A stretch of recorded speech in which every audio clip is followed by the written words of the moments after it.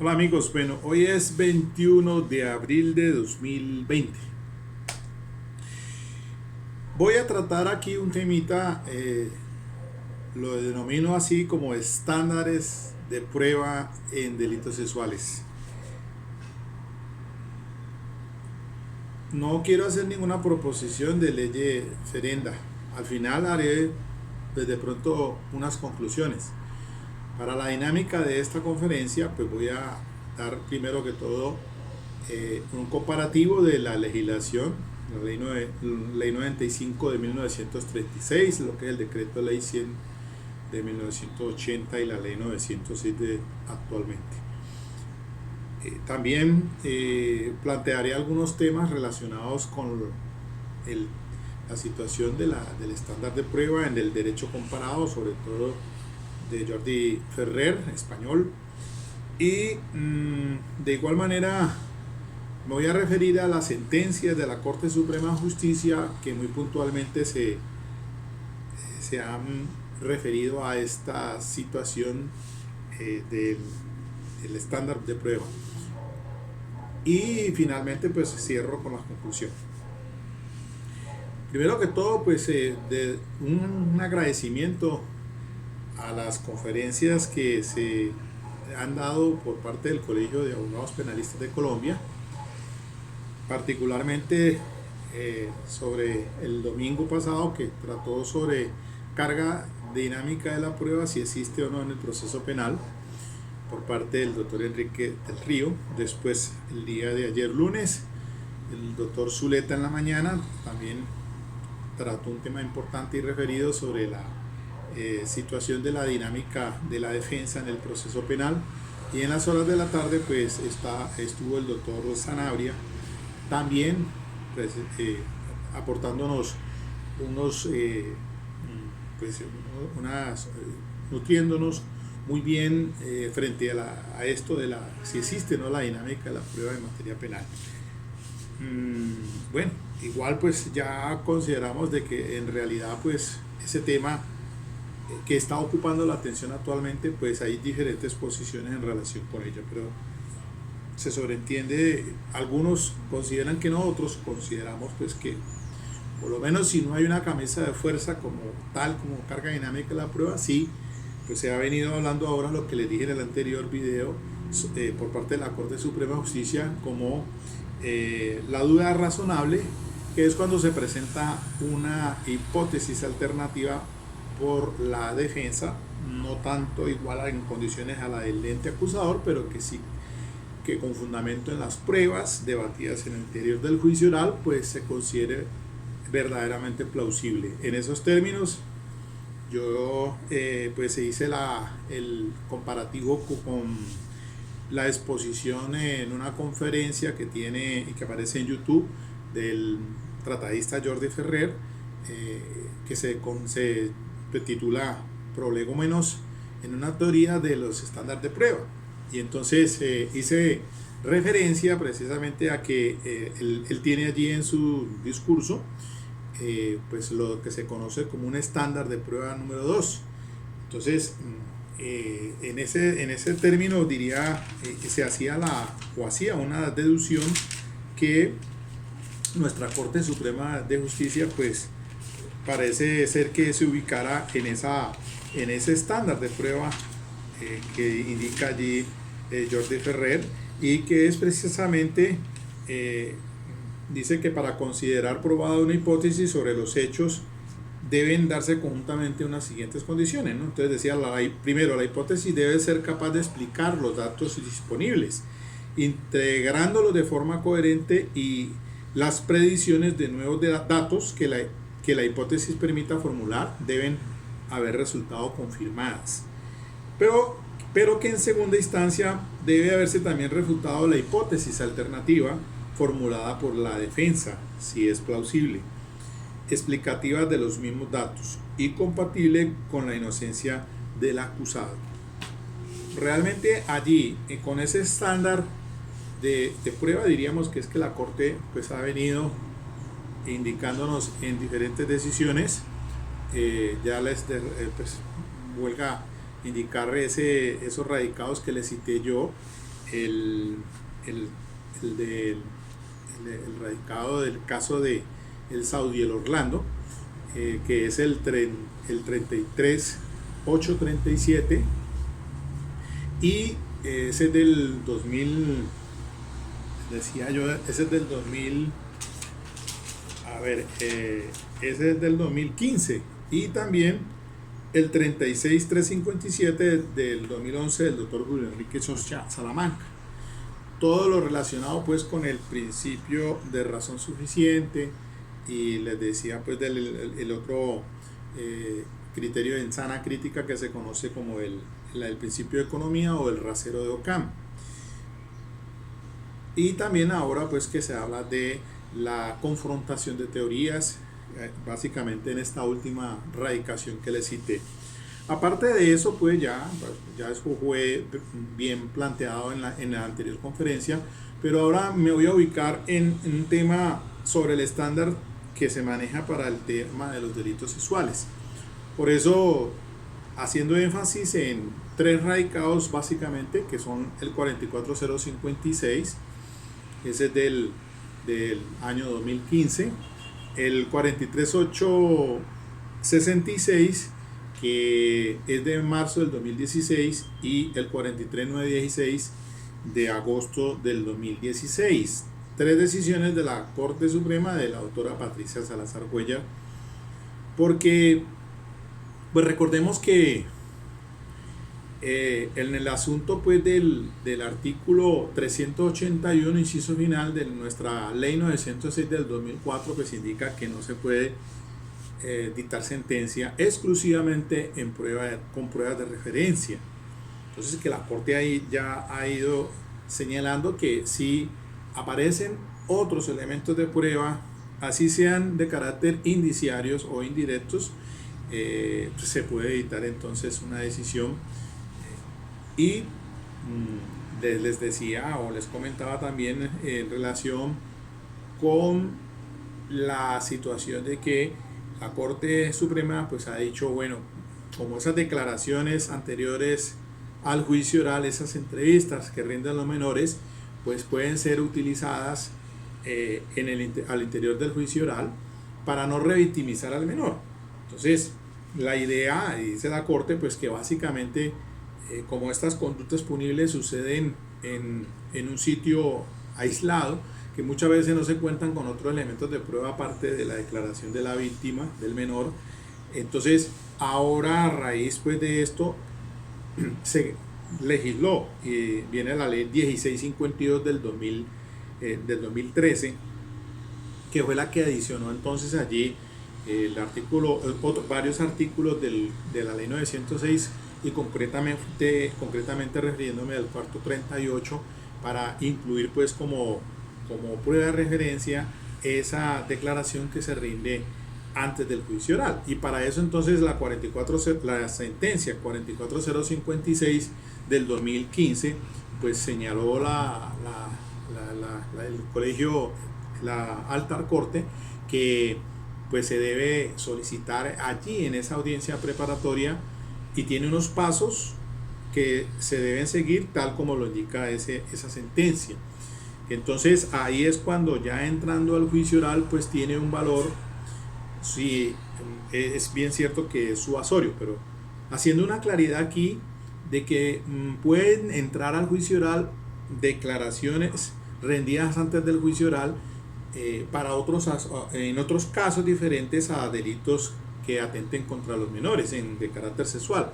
Y entonces esas tienen un procedimiento muy diferente en el juicio oral. Entonces aquí para eso pues me voy a referir a la sentencia 43916,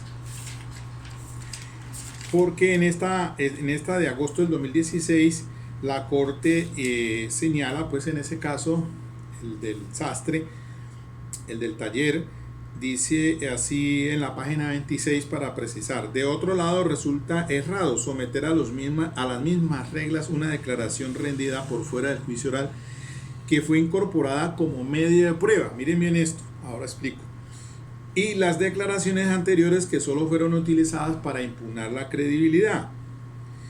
En el primer evento, es decir, cuando la declaración es admitida como medio de prueba, las partes tienen derecho a utilizar su contenido para los fines que consideren pertinentes, incluso para hacer notar las contradicciones entre los relatos, sin que sea necesario que esos apartados sean de nuevo incorporados mediante la lectura, como cuando se utiliza una declaración solo con fines de impugnación.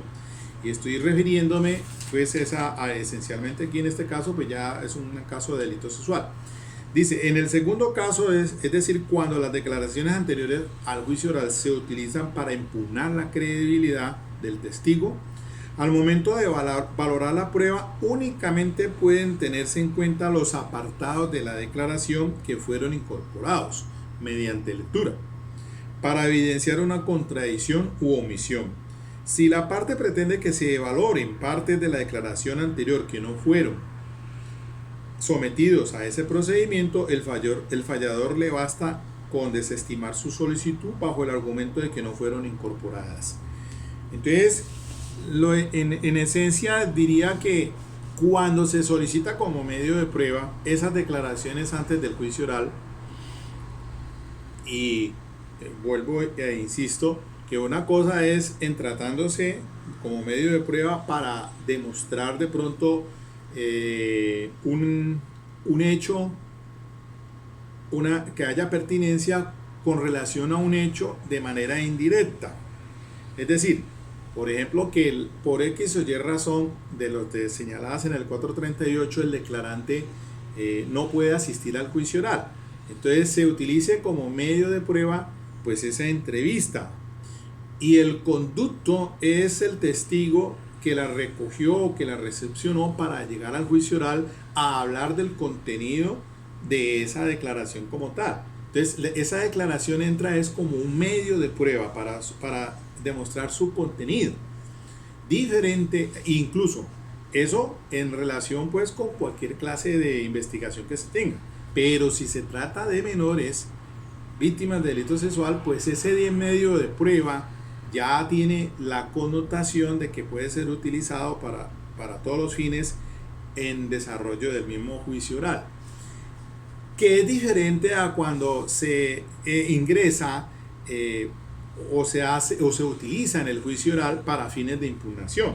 Y aquí ya hay que hacer la claridad que esas entrevistas o declaraciones rendidas antes del juicio oral, pues no es necesario que en la preparatoria se indique que se van a utilizar para refrescar memoria o impugnar credibilidad. Se sobreentienden y ellas mismas en el propio desarrollo del juicio oral es que se utilizan, bien sea para refrescar memoria o para impugnar la credibilidad. Y entonces tienen un método sistemático diferente. Y les explicaba en otra ocasión, de sentar las bases es porque como ese testigo tiene conocimiento directo de esos hechos que está relacionando allí en el juicio oral, que por ejemplo, si se le olvidó, pues entonces como se trata para refrescar, pues se le ven sentar las bases, ha dicho la corte, y la sentar las bases no es otra cosa más que hacer caer en cuenta al juez o a la judicatura de que eso que se olvidó quedó en alguna parte y que ahora en el juicio pues se va a utilizar, y se dan los pasos allí que ya les he venido diciendo ampliamente. Lo mismo es cuando se trata de la impugnación de credibilidad. Entonces la impugnación de la credibilidad tiene otro manejo también, pero ya va también para que a través de la lectura quede o ingrese eso que se está diciendo allí o que se quedó consignado en esa declaración antes del juicio oral. Que la cosa es diferente cuando se trata del testimonio adjunto, les decía. Entonces eso tiene otra práctica allí en el juicio oral muy ceñida a unas reglas. Entonces que esa declaración rendida antes del juicio oral pues ya se va a utilizar allí para que su contenido quede no como medio de prueba va a entrar allá como prueba de referencia, sino que ya es eso que aparece allí declarado antes del juicio oral, va a ser una elongación de lo que está diciendo el testigo en el juicio. Por ejemplo, si el testigo se echa para atrás o ya cambia su versión en el juicio oral y se tiene eso que dijo antes del juicio oral, pues lo que se va a hacer es, para fines de que quede allí, pues a través precisamente de la lectura, puede ser del fiscal o la defensa, y viene a ser como una elongación de lo que está diciendo allí en el juicio oral, para que eso ya pueda ser analizado por el juez posteriormente. Y lo mismo pasa entonces cuando por X o Y razones el testigo es hostil, es decir, que llegado al juicio oral no quiere hablar.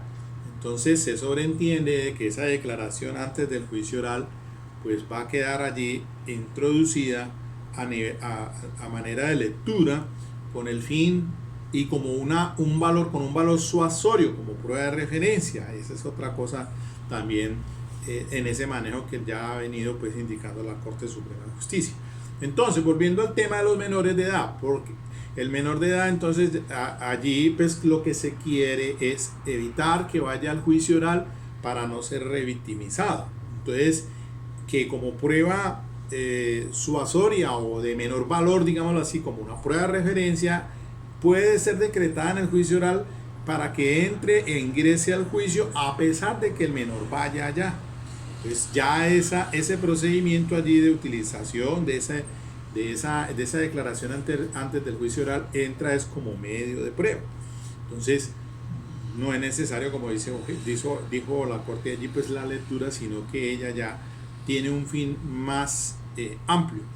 Entonces eso es lo que hay que tener presente. Además de ello, la Corte pues dijo en la 43.866, pues empezó a hablarnos de la confrontación como un principio rector fundamental, no solamente consagrado en el Código de Procedimiento Penal, sino también en los dos tratados, Ley 74 del 68 y Ley 16 del 72, Pacto Internacional de la Convención Americana. Entonces, pues dice la Corte, sugiere que se practique una prueba anticipada.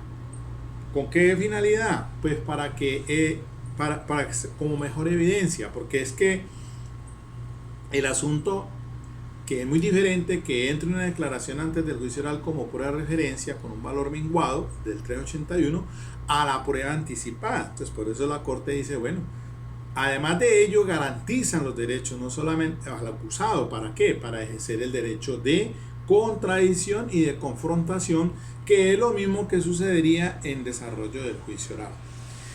La cuestión, mis queridos amigos, es que pues aquí viene el otro tema, pues porque uno dice, bueno, pero es que en cierta forma la Corte ha indicado de que hay muchos problemas para el juzgamiento de estos delitos, y para pues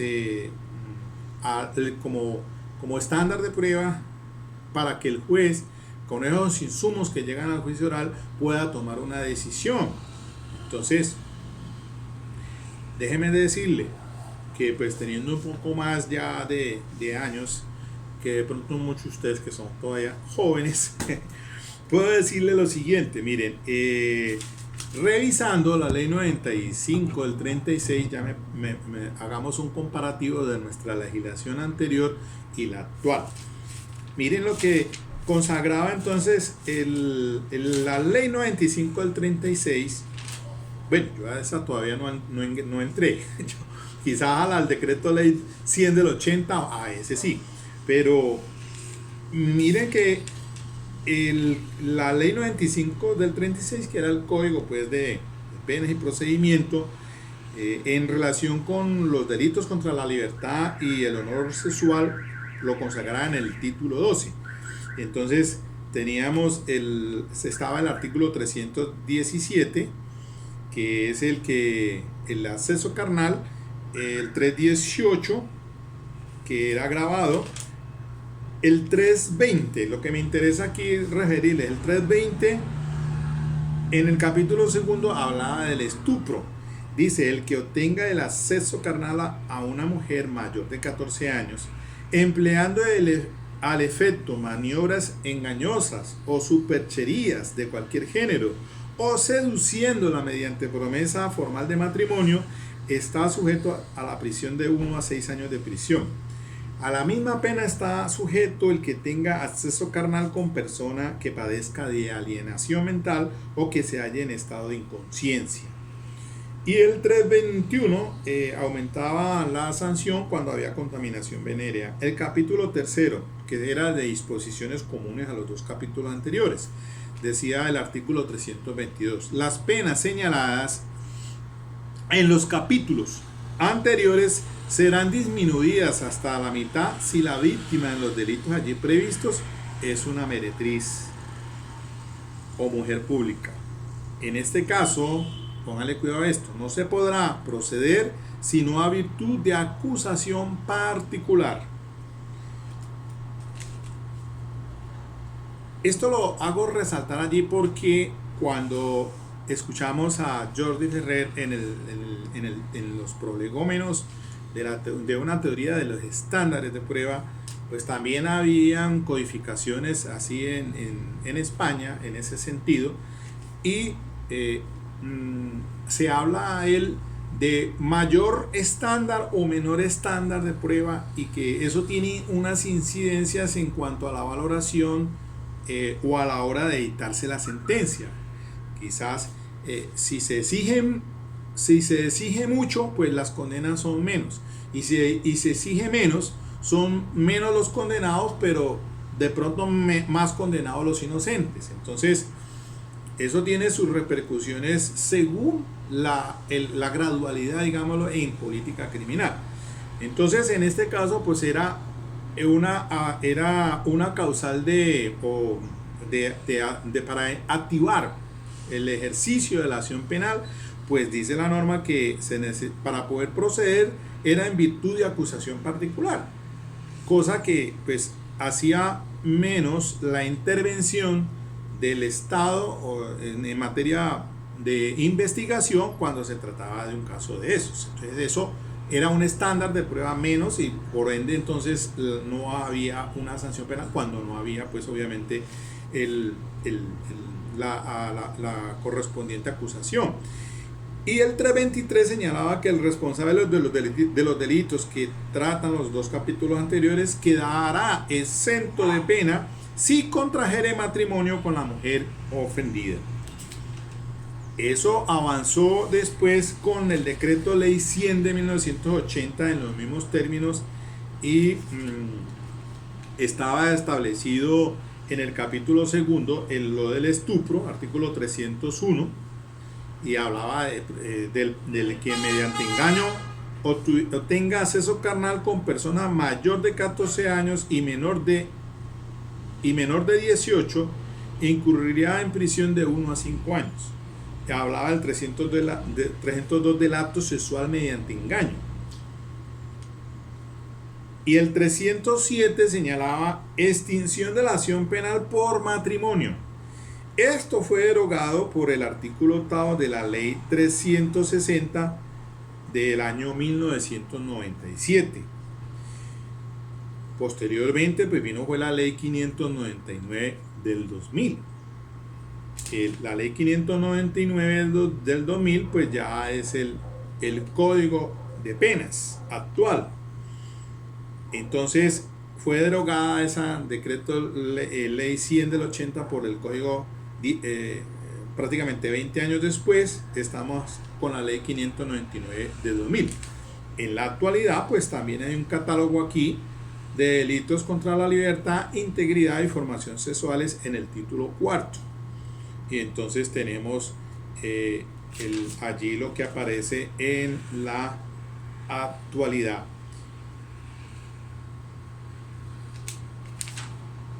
Es importante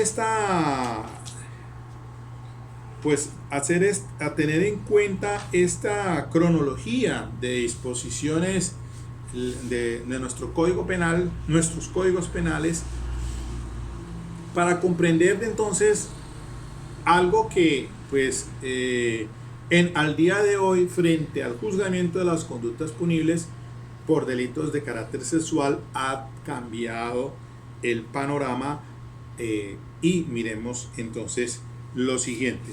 Viene nuestra ley 906 del 2004, que es el actual Código de Procedimiento Penal, y pues señala en el artículo 351 todo el tema de los preacuerdos. Y entonces esa disposición permite en la actualidad pues el sistema se pueda llegar a las negociaciones entre la fiscalía y el imputado o el acusado. Sin embargo, después, al tiempo, a los 2 años después, sale la ley 1098 del 2006, que es el Código de Infancia y Adolescencia. Y él, en el artículo 199, numeral séptimo, prohíbe que se llegue a algún tipo de preacuerdos o negociaciones cuando se trata de homicidios, cuando se tratan de lesiones personales y se tratan de delitos que atenten contra la libertad sexual en los menores de edad. Entre otras restricciones, porque también es un catálogo amplio allí de restricciones frente a ese tipo de conductas. Esa norma comenzó a regir el 8 de noviembre del 2006. O sea, estamos hablando de hace 14 años. Entró casi al unísono y por razones de política criminal entonces se introduce, y allí vienen, traigo en a colación pues decisiones importantes de la Corte Constitucional y también de la Corte Suprema de Justicia en tal sentido, pero fíjense bien que sobre todo la sentencia C-177 de 2014 del magistrado Nilson Pinilla, pero esta ya se hizo referencia es a la exequibilidad de la reciente ley 1652 del 2013, que es la que adiciona algunos artículos de la ley 906 del 2004 en materia de el uso de las declaraciones rendidas antes del juicio oral como prueba de referencia, y adicionó entonces ahí el literal del artículo 438. Y entonces hay una decisión muy importante de la Corte Suprema de Justicia, y aquí pues se alegaba si realmente atentaba contra el derecho de contradicción y confrontación y otros temas allí en cuanto a que el personal que recoge ese tipo de entrevistas pues pertenece a la fiscalía, policías o personas que están entrenadas en ese aspecto. Y entonces bueno, allí surge una decisión importante de la Corte Suprema, pues se declara pues exequible, y es la ley 16 de 52 del 2013. Entonces también es importante citar aquí una sentencia de tutela 448 más reciente del 2018, y esa hace referencia allí también a otra tutela 718 del 2015, y la tutela más antigua, la T794 del 2007, en amparo de protección al debido proceso por el tema de los preacuerdos. Entonces en este tema hubo decisiones de algunos fiscales y jueces de conocimiento que aplicaron entonces en contravía de lo dispuesto en el artículo 199 de la ley 1098 del 2006, pues unos preacuerdos, degradando incluso la conducta de acto sexual abusivo de menor de 14 por acoso sexual agravado. Esos preacuerdos pues obviamente consideró la Corte, llegaron algunos a la Corte y se declaran en firme inválidos, obviamente porque pues se ha dicho por parte de la Corte Constitucional y por recientes decisiones en derecho comparado, pues el derecho al pro infans, o sea, la protección a los menores frente a los delitos execrables, frente a delitos que atenten de una forma tal contra la vida y la integridad sexual de los menores de edad. no solamente tenemos el artículo 44 constitucional, pues también existe la Convención Americana y el Pacto Internacional de Derechos Civiles, entre otras legislaciones en el derecho interno que hoy por hoy pues se ocupan mucho más en cuanto a esa protección de los menores. Lo que me llama aquí pues poderosamente la atención, y voy a hacerme referencia a algo históricamente sucedido que muchas veces parece ser que lo dejamos al borde del camino, pero son datos históricos para la no repetición, porque han sido conductas execrables cometidas por ciertas personas que aún existen incluso y están detenidos en la cárcel de máxima seguridad de Valledupar. Pero antes de que pronto me entre en este tema, quiero decirles que hoy estaba escuchando la conferencia que nos dio el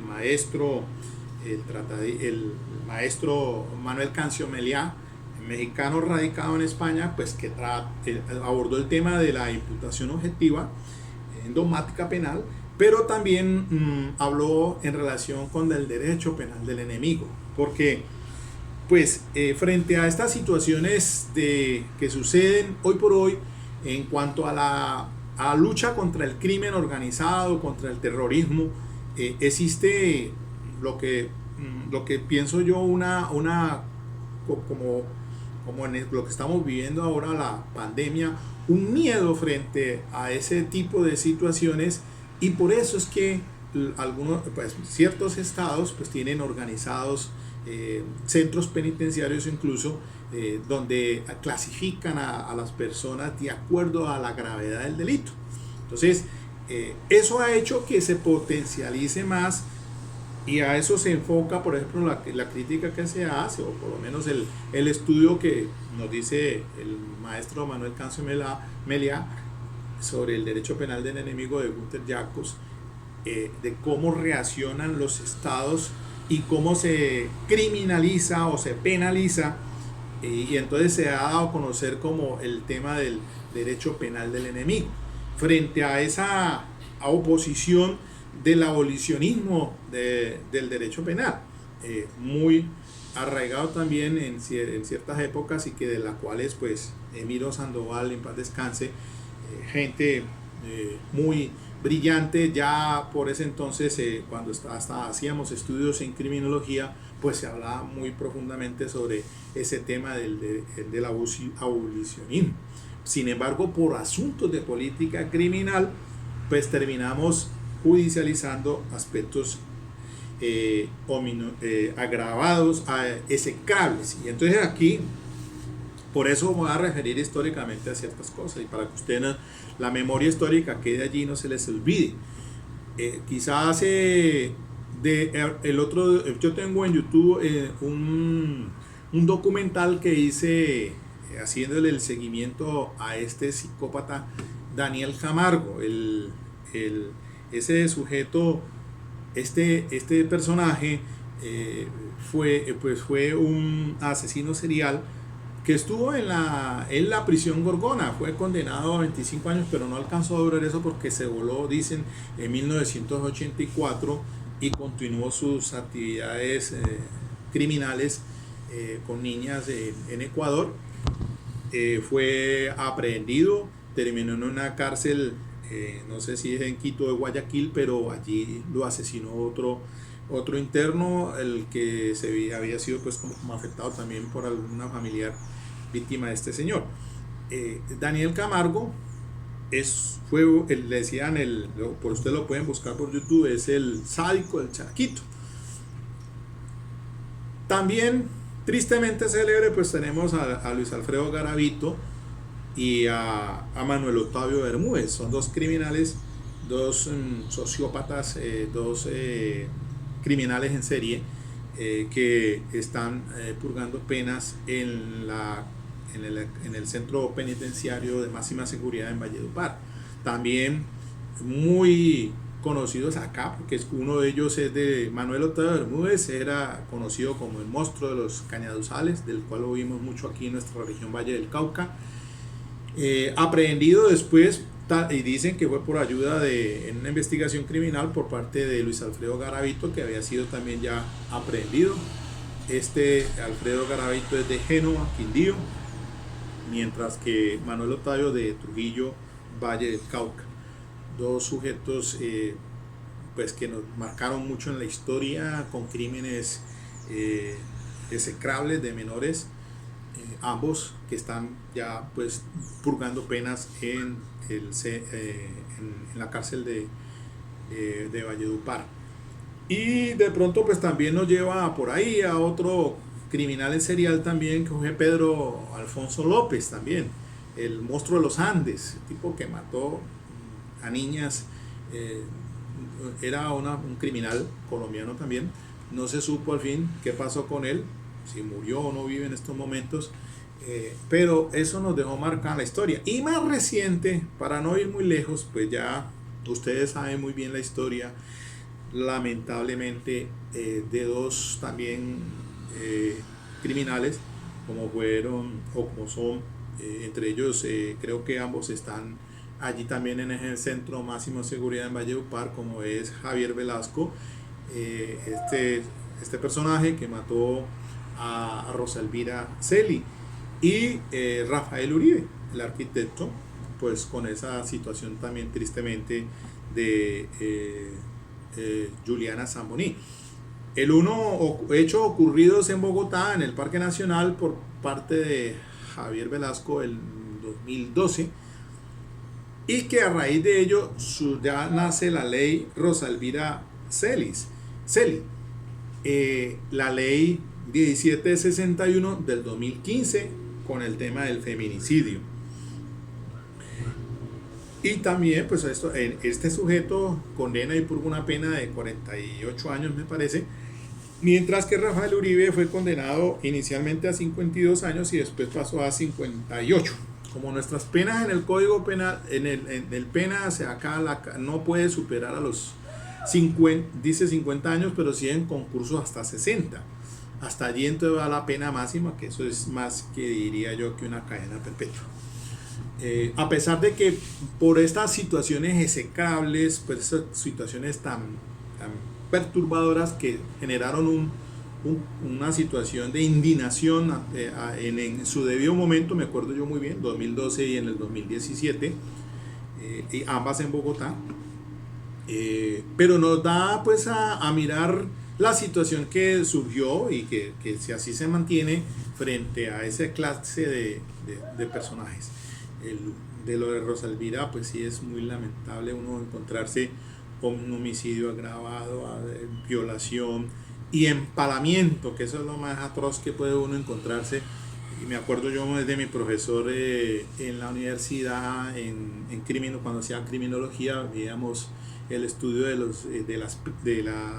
ese era penitenciario, como era yo estudié criminología y ciencias penales y penitenciarias, y tuve unos profesores excelentes, uno muy brillante, el doctor, no sé si era Marco Fidel, pero no sé si vive todavía, pero hablaba de ese tipo de situaciones, nos traía, esa era la clase que más le llamaba a uno la atención. Eso ocurre en una tribu zulú, el empalamiento, y bueno, también históricamente ustedes ven los romanos igual, y bueno, en fin, ese tipo de conductas execrables, y a eso es que se refiere pues de cómo el daño y la impresión social, porque aquí estaba leyendo ahora la hermana de Rosa Elvira, dice, ¿cree que esto sigue pasando? Se pregunta ella, dice, después de 7 años te puedo decir que sí, y es lo que más me indigna. Los funcionarios públicos no están capacitados para atender los casos, para salirse de sus prejuicios y dejar de culpar a las mujeres por lo que les pasa, las revictimizan. Sigue pasando con las comisarías de familia, la policía, los fiscales, porque todavía no tenemos especialistas en enfoque de género. Y yo de verdad, pues sí, recientemente he escuchado conferencias, incluso aquí ahora el Colegio de Abogados Penalistas trajo el tema con una doctora también en el tema del femicidio o feminicidio. Yo tengo ahí en YouTube también una conferencia de otro docente también de Costa Rica, lo trajo el Tribunal de Cali, Pues me llamó mucho la atención en el tema de precisamente de esta clase de delitos de género. Entonces, y que sigue ocurriendo. Mire las noticias que hoy es que se escuchan hoy. A raíz de esta cuarentena, decía hoy en un noticiero local, que se habían disparado los delitos de conducta sexual. Entonces ahí es donde tenemos que reflexionar. Y de violencia intrafamiliar también. Estamos en cuarentena. Ya llevamos desde el 20 de marzo, ya llevamos un mes y tenemos que esperarnos hasta el 11 de mayo, quizás hasta más, no se sabe. Pero eso hace preguntarnos para que se ocupe un grupo interdisciplinario, psicólogos, psiquiatras, antropólogos, sociólogos, abogados, penalistas. ¿Qué pasa en nuestra sociedad? ¿Por qué estas situaciones? No hace mucho escuchábamos en Bogotá un caso que eso también fue, pues llamó poderosamente la atención. Entonces, ¿qué nos da a entender a esta situación? Que hoy por hoy entonces, pues yo veo muy difícil, y por más que tengamos un pensamiento de abolicionismo penal, de no intervención del Estado, aquí realmente en Colombia es muy difícil, porque pues miren ustedes esa situación que se presenta, desmontar entonces como la proposición de ley referenda que fuera derogado el artículo 199, yo lo veo eso muy lejos, muy lejos.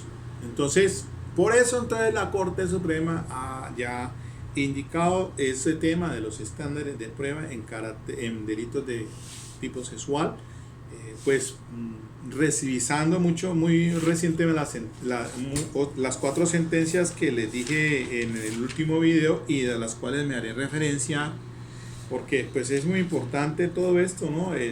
Mire, los radicados sobre prueba pericial más que todo ahora, porque insisto, de aquí también recomiendo mucho esa conferencia de Rodrigo Martínez.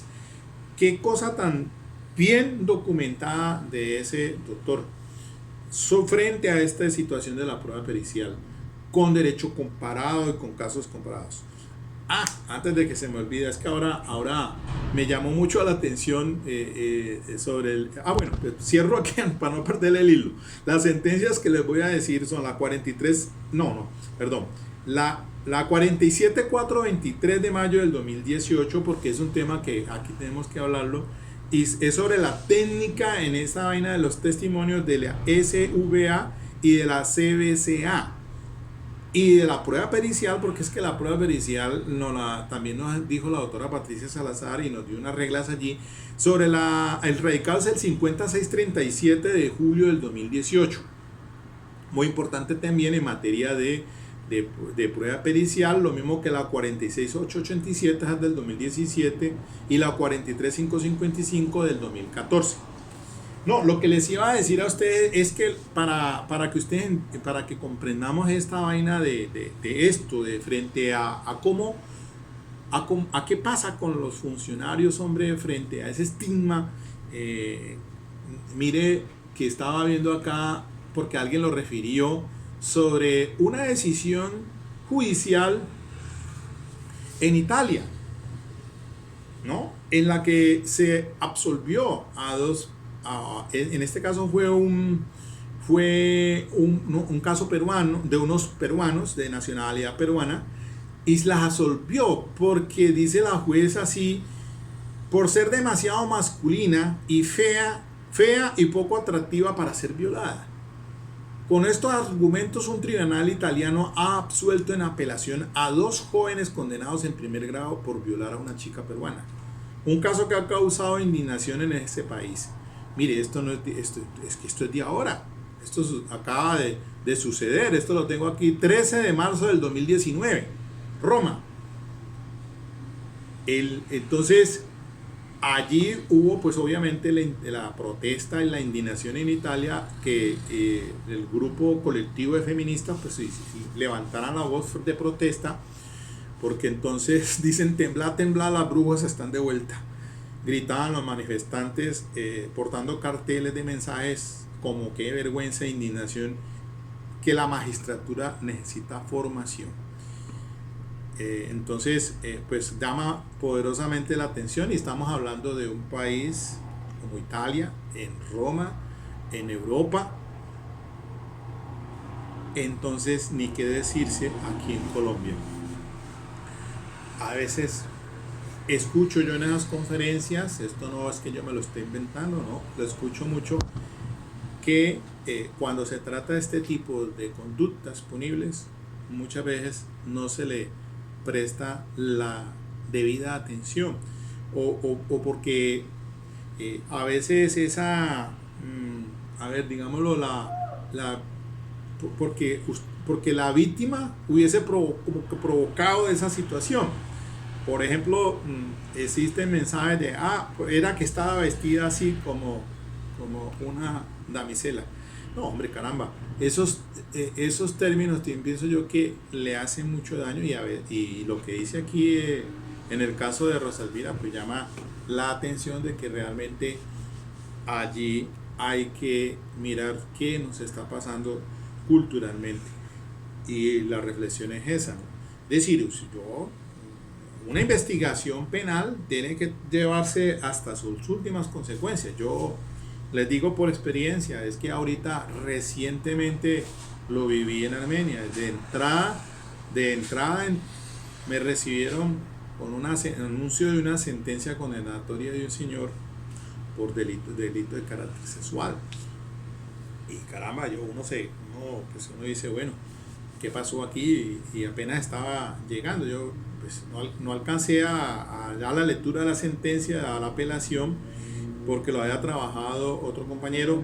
Y así entraba a audiencias preparatorias, entré a varias preparatorias que me tocó aplazarlas porque pues había que mirar en esa carpeta a ver de qué manera buscaba elementos de prueba para llevarlos a esa audiencia en la que pues uno dice tenemos un alto índice de ese tipo de conductas punibles y como no se da lugar a ningún tipo de negociación ni de preacuerdo, pues la cosa hay que llevarlas hasta sus últimas consecuencias y pues yo sé que a mí me consultan mucho casos de esta índole y sé que hay gente que pues obviamente o están detenidos, mal detenidos, muy seguramente a veces por la situación del síndrome de alienación parental o injustamente o también pues obviamente tienen que ver mucho en estos casos. Pues entonces allí la recomendación que quizás puedo hacer yo es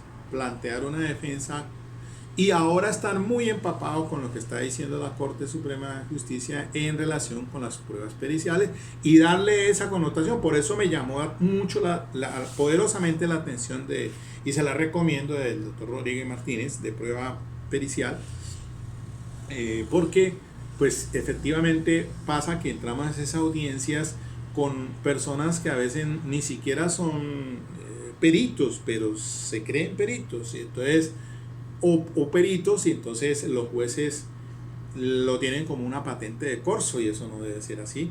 Eso también admite pues hacerle todo el análisis de crítica sustancial. Entonces lo que para resumir aquí ya para ir terminando porque se me está acabando el tiempo y es que en estos casos de delitos sexuales pues hay que trabajar mucho en esto que les acabo de decir, en las técnicas del testimonio. Porque es que el testimonio nadie puede entrar a un juicio oral y decirles que está diciendo la verdad. Eso no, eso le corresponde es al juez. El juez es el perito de peritos y él es el que tiene que evaluar todo eso que le entra al juicio oral. Entonces vamos allí a ese tema precisamente de la duda razonable, que si hay una hipótesis alternativa a la defensa robusta o con mayor o en igualdad de condiciones de la fiscalía, pues por lo menos que lleve a hacer la inferencia o lleve a considerarse que realmente cabe la duda, la absolución por duda razonable. Entonces esos son casos pues que hay que tener mucho cuidado porque son varias las aristas en materia probatoria que están entrando a juicio oral y que con esa pues obviamente hay que hacer pues la debida defensa. Y a esto sí, yo aquí, el doctor Zuleta, que fue el que habló ayer por la mañana, el tema que manejó, pues se ve que es una persona con mucha experiencia. Las canas le dicen que esta persona pues ha tenido un bagaje amplio, y aconseja que precisamente hay que hacer una defensa en este sistema. Pues debemos llegar a preparatoria y plantear y por qué no, decía él, una teoría del caso. Claro, ¿por qué no? Una teoría del caso. Eso lo que dijo él es muy cierto. Diga simplemente: no, señor juez, usted, el fiscal, no va a darle a usted el convencimiento más allá de lo razonable al finalizar el debate probatorio, punto. Y esa es una teoría del caso. Y en conclusiones, pues mejor todavía, después de que haya todo el debate probatorio. Pero hay que ser, en ese sentido, mis queridos amigos, pues tener el criterio de hoy en día es que estamos en un derecho penal acusatorio del siglo XXI, de confrontación de teorías y de confrontación de refutación, tal como lo ha venido pues indicando la Corte Suprema de Justicia. Para concluir, entonces, pues no, yo pienso que es muy difícil en estos momentos una proposición de ley referenda para que pues no, yo creo que así quedaremos todavía con esa limitación del artículo 199 frente a delitos execrables de esa magnitud cuando se tratan de menores de edad, obviamente.